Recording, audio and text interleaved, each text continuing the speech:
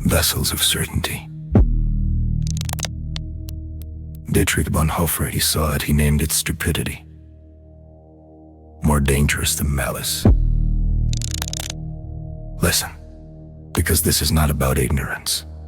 It is about surrender. It is about the death of the mind in slow motion. You think you're talking to a person. You think your words will land, will penetrate. But no, you're talking to a system.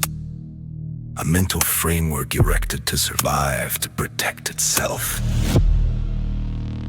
And your truth is a threat. The stubbornness you see, it is not strength. It is fragility wrapped in certainty. A fortress built on the fear of doubt. Every fact, every contradiction you offer is a hammer to the wall, and they do not collapse. They gobble down, they attack, they deflect, not because you are wrong, but because you are right. Bonhoeffer called it made stupid, not born stupid, made crafted, forged in the heat of belonging, tempered by ideology, faith, or politics, certainty offered in exchange for thought, purpose given in return for autonomy. And when the trade is made, your arguments do not exist, your evidence is irrelevant. Your truth is a nuisance.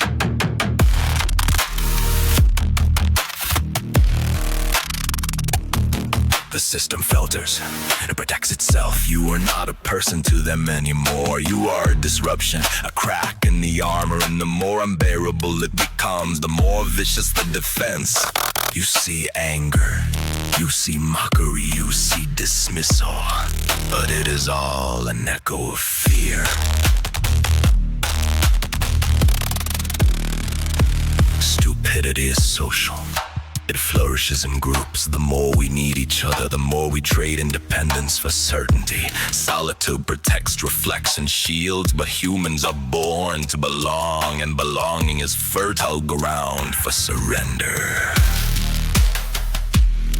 And here is the cruel truth. Every surge of power, political, religious, social, every regime, every cult, every mass movement does not succeed because people are dumb.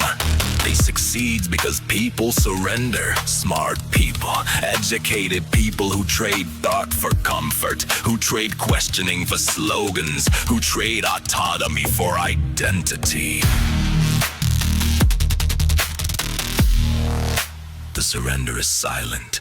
It is invisible until it manifests as compliance, and the vessel, once a thinking human, becomes a repeater, a propagator, a mindless tool, capable of evil, blind to evil, righteous in atrocity, unaware of its own hands. Bonhoeffer warned us never again, not because we can convince the stupid, but because we must survive among them. Reason cannot reach them. Logic will not dismantle the walls. Only liberation can free the mind, and liberation is rarely internal before it is external. First the power must crumble, the leader fall, the movement collapse. Then, only then, can minds awaken.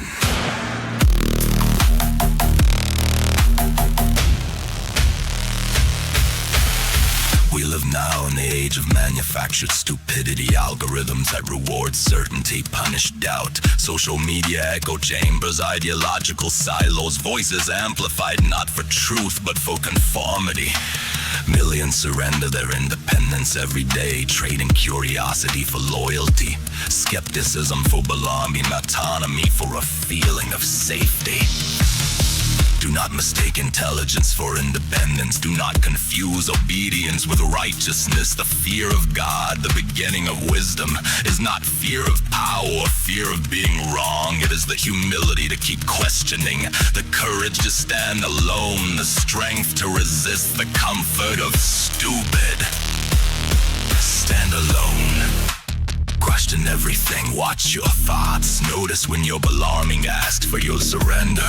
Notice the system trying to colonize your mind. Notice the slogans repeating in your head. Do not obey them blindly. Do not repeat what you have never questioned. Resist. Because the good cannot survive where thought dies. And if you hear this, know that Bonhoeffer's words survived him. He was hanged weeks before liberation. He never saw the fall.